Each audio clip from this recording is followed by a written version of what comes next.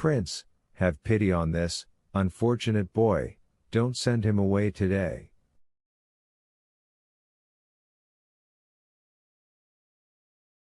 I wouldn't do that for anything, it will be as he likes. He won't do anything now, and, don't be severe with him. Oh, no, why would I? And, don't laugh at him, that's the most important thing. Oh, certainly not. It's stupid of me to say that to a man like you, Vera blushed.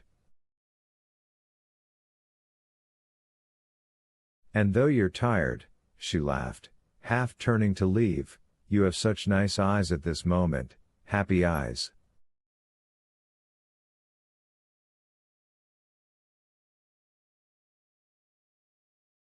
Happy, really? The prince asked with animation and laughed joyfully.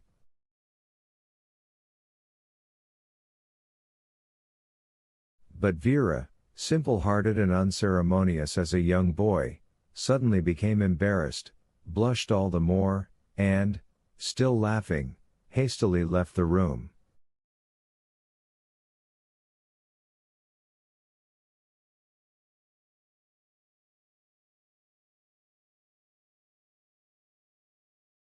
Such a nice girl, the prince thought and forgot about her at once.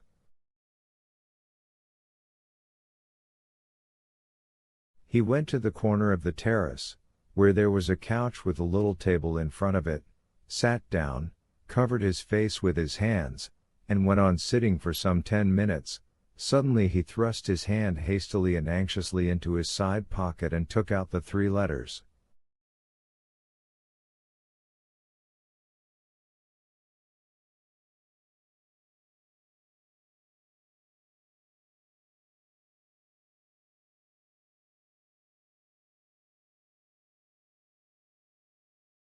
But the door opened again and Kolya came in.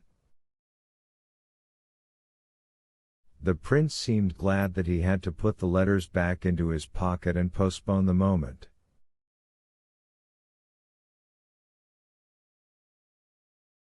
Well, quite an event, said Kolya, sitting on the couch and going straight to the subject, like all his fellows.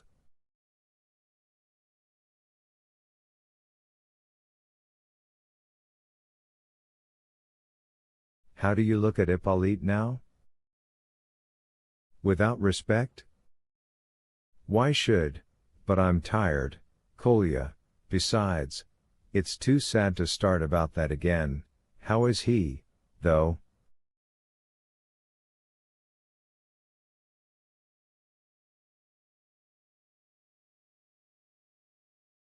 Asleep, and he'll go on sleeping for another couple of hours. I understand, you didn't sleep at home, you walked in the park, agitation, of course, what else?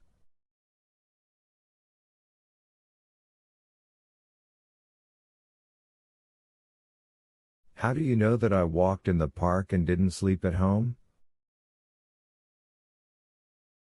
Vera just said so.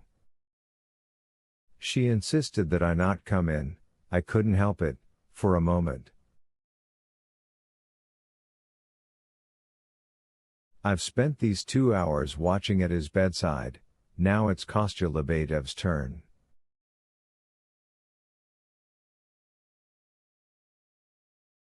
Burdovsky left.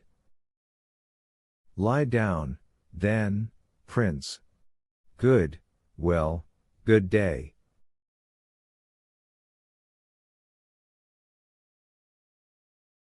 Only, you know, I'm really struck. Of course all this. No, prince, no, I'm struck by the confession. Above all by the place where he speaks about providence and the future life. There's a gigantic thought there. The prince gazed affectionately at Kolya, who had certainly come only to talk the sooner about the gigantic thought.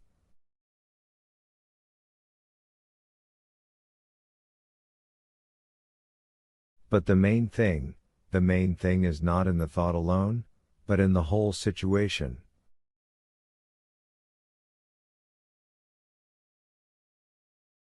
If it had been written by Voltaire, Rousseau, Proudhon, 25, I'd read it, make note of it, but I wouldn't be struck to such a degree.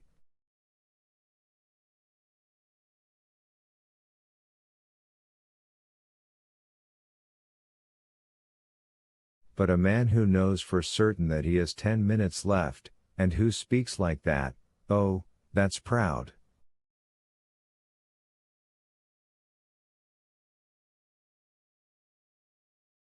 That's the highest independence of personal dignity, that means a direct challenge, no, it's gigantic strength of spirit.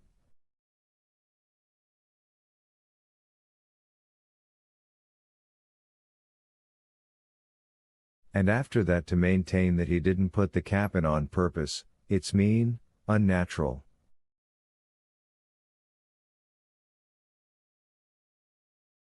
And, you know, he deceived us yesterday, he tricked us. I never packed his bag with him and never saw the pistol, he packed everything himself, and then he suddenly got me confused.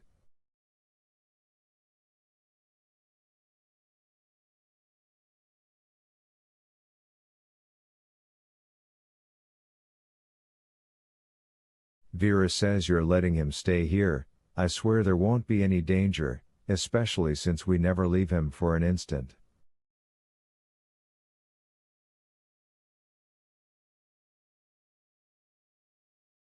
And who of you was there during the night? Kostya Lebedev, Burdovsky, and I. Keller stayed for a while and then went to sleep at Lebedev's, because we had no bed.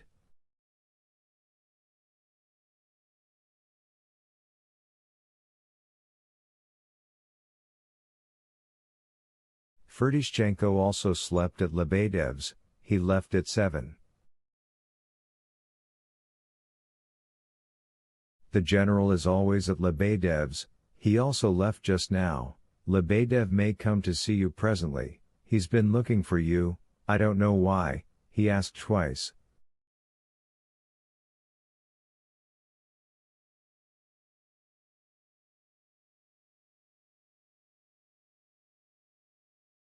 Shall I let him in or not, since you're going to bed?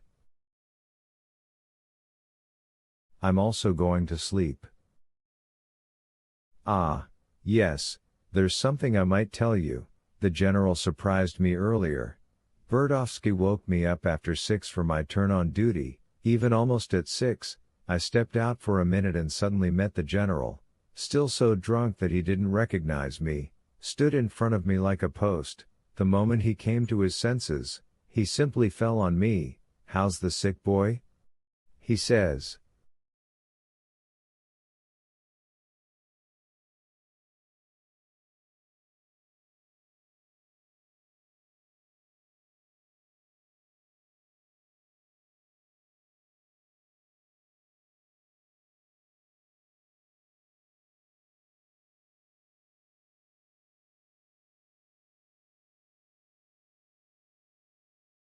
I was on my way to find out about the sick boy, I reported to him, well, this and that.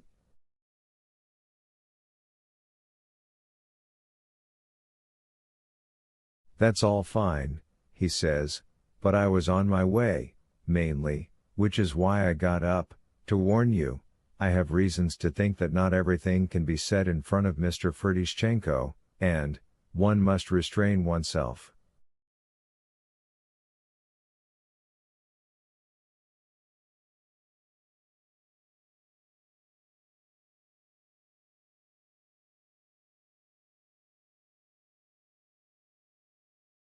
Can you understand that, Prince? Really? However, it's all the same to us. Yes, Undoubtedly it's all the same, we're not Masons! 26, so that I even wondered why the general was coming at night on purpose to wake me up for that.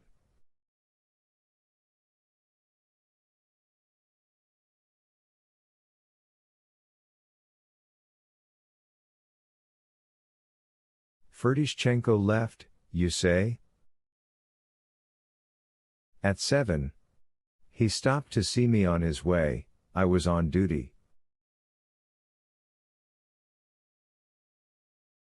He said he was going to spend the rest of the night at Vilkin's. There's this drunk named Vilkin.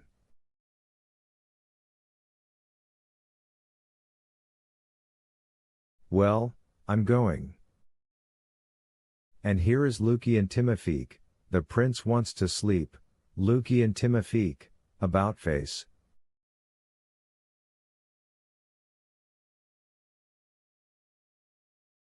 Just for 1 minute, my much esteemed prince, on a certain matter which is significant in my eyes, the entering Lebedev said in a half-whisper, stiffly and in a sort of heartfelt tone, and bowed gravely.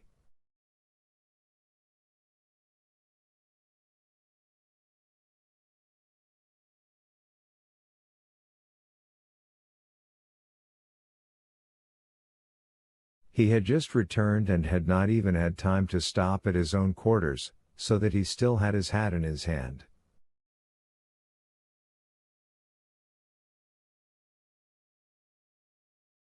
His face was preoccupied and had a special, extraordinary tinge of personal dignity.